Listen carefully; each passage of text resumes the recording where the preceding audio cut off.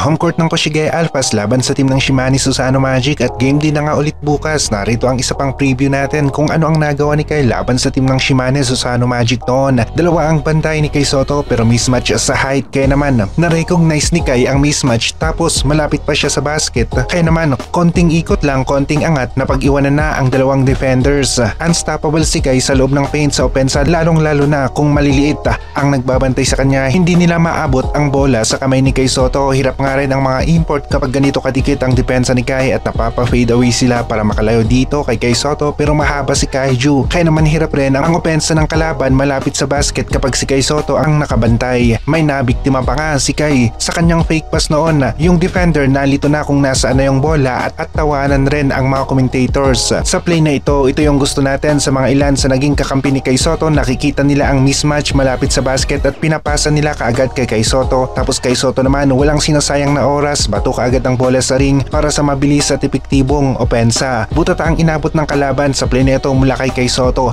at kita naman kayang-kaya ni Kai ang lineup ng Shimane Susano Magic noon. May konting pagbabago nga lang ngayon sa team ng Shimane, may dalawang solid na bigs, sila na pang tapat sa mga players na kagaya ni Kai Sotto. Sumunod ang halimaw na putback dunk ni Kai laban sa team ng Shimane Susano Magic at kung ganito ang nagagawa niya noon laban sa team ng Shimane ay malaki ang posibilidad na kaya niya ring gawin ito ngayong kasalukuyang season ng Japan B1 B-League. Kitang-kita yung height advantage ni Kai at nang ibabaw ang laro niya sa rebound sa eksenang ito. Pwersado naman ang opensa ni Kai laban sa dalawang defenders. Ginamit ang momentum ng buwelo, nawalis ang mga defender, parang baliwala na lamang sila sa ginawang opensa ni Kai Sotto. Tangke ang build ng nagbabantay dito kay Kai pero pinostehan pa rin ni Kai Sotto, inikutan. Tapos ang naging resulta isang big man play para dito kay Kai. Skyhook, isa sa pinakagustong gusto ng mga fans sa opensa ni Kai dahil napaka-unstoppable nito. Hirap pigilan dahil sa laki nga rin ni Kai Sotto. Cut pa palapit sa basket, biglang 1-2 step, may buwelo, two-handed slam ang nagawa ni Kai sa play na ito. Easy rebound, bato sa ring ang ginawa naman ni Kai sa eksenang ito at naging dominant si Kai laban sa team ng Shimane Susano Magic noong nasa big Cruisers pa lamang itong si Kai. Game din na nga bukas at preview lamang ito